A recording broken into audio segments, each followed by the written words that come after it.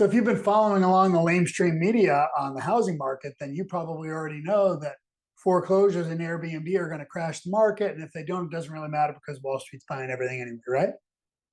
Wrong. But I'm going to break it down for you. Hi, I'm Nick with the Iannitti Group coming at you with a real quick housing update for Sarasota for the month of October. So just hopping in here real quick, we'll take these kind of one at a time. Foreclosures are increasing. You see this everywhere, right? Remember, I always say that headlines do more to terrify than they do to clarify. Yes, foreclosures are increasing. That is true. When we look at them right down here, compared to the unicorn years when we had a foreclosure moratorium and no one could foreclose, yes, are they increasing from that point? Of course they are, right? Obviously common sense. However, when we look at where they're at compared to our historic average, it's very easy to see that the number of foreclosures right now are historically very, very low. If you're talking to anybody that's telling you foreclosures are going to influence the market, they don't know what they're talking about. Okay. Airbnbs are going to crash the housing market. This is the latest thing. I saw a thing here. I know Airbnb is kind of in a little bit of trouble. I saw the CEO the other day saying they're going to pivot to some other things, rental cars, some other stuff like that. Okay. So what's going on? Well, we've seen a lot of cities out there say, hey, kind of enough is enough. We know that New York basically reduced their short-term rentals down by 77%. I also know in 2016, Arizona passed a law statewide that said no municipality could limit the number of short-term rentals, right? So there's going to be, depending on where you go, obviously things are going to change, right? What I want you to realize, though, is a couple of things. Typically, the person who owns a short-term rental is an investor, right? Could be a homeowner that lives and has a partial, but that's something to consider. Just because someone can't rent something short-term doesn't mean that they can't turn around and rent it full-term, okay? The other thing is, what are we defining as a short-term listing, right? That could be a room in someone's home. That could be a spot out over the garage. And if those people are no longer able to do that, yeah, it's going to be a loss of revenue for them. But are they going to sell the property because of that? Probably not. Just keep in mind, with only 3 months worth of inventory nationwide, even if we saw half of all Airbnb rentals come to the market, it would actually be a good thing. It would actually help with our inventory, but nowhere near is anyone, is this going to crash the market? That's ridiculous. This is the last one. This is kind of my favorite. Wall Street buying up everything, right? When you look at it here, right, and I think it's a little bit easier when you look at the numbers in percentages, right? This is a percentage of all sales. So if you enter add up these percentages here of investors, it's about 24%. So realize about a quarter of all homes sold are being bought by an investor. I would agree with that. Keep in mind, 80% of those investors are small mom and pop people like me that own less than 10 houses. Okay. These institutional investors, these people that own thousands of properties, right? Hundreds to thousands of properties, they're buying up about maybe 1% of the homes sold. So Wall Street's not gobbling up every single thing out there. You're going to be okay. All right. So equity, just give you a quick update here. This is the latest FHFA numbers that came out for Q2. We're looking at about a historical average of 57%.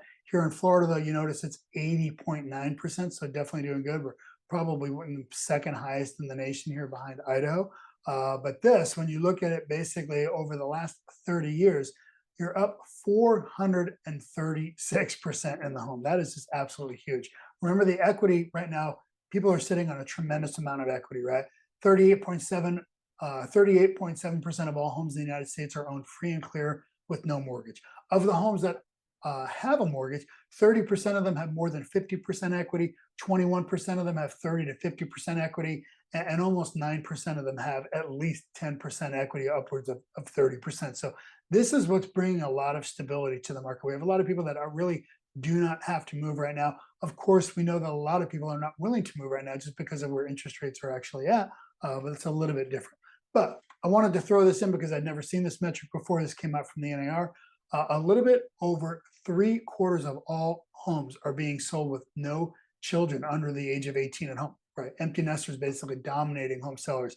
I just thought that was really interesting to see. I didn't think that there'd be that much disparity there. So current home price appreciation, Nicole Freeman, Wall Street Journal, basically said, hey, you know what, it's been a surprisingly quick recovery.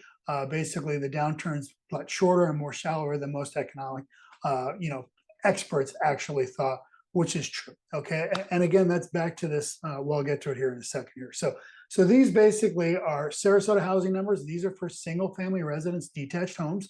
It's countywide, and these are median numbers. Okay. Sales price was actually down a little bit. Remember, everything above the line are our lagging indicators. telling us where the market's been. Everything below the line are leading indicators telling us where the market's going. So median sales price down a little bit, active market time, things are taking a little bit longer to sell. We're basically, our inventory's up, but still only 3.5 months worth of inventory. We need 6 months for a balanced market, okay? But this is the real surprise. Active listings up 35%, okay? New listings up 37.3% year over year. That is huge. If you've been watching my videos, everywhere across the country, new listings have been down because there's so many people that are basically trapped in a very low interest rate. They basically got an interest rate somewhere around 3%. They're like, why would I go and sell and take on a 7% mortgage? Just doesn't make much sense. However, we're seeing this bump, which is huge. And I'm thinking this might be a little bit of seasonality now that the summer heat is kind of broken. Winter visitors are starting to come back. So we're going to see how this basically impacts these numbers here as we come in the next month. Okay. These are the townhome and condo numbers. Really pretty similar, right? Median sales price down a little bit. Things are taking a little bit longer to sell. Again, inventories in this 3 months, we really need 6 months. But again, right, looking at these leading indicators, new listings up 67% year over year. That is phenomenal, right? And actually sold listings basically came up in volume. This is huge, right? So we're going to see what happens as we track through the holidays here to see what's going on. Again, I think this has some seasonality here in Florida. But anyway, that's about it. If you have questions about, hey, what do all these numbers mean? What's happening in my neighborhood? What is my home worth? How much equity am I actually sitting on? Give me a call. I'm more than happy to answer any questions that you possibly have. And that's it. Thanks so much for tuning in. Remember, who you choose to negotiate for you absolutely matters.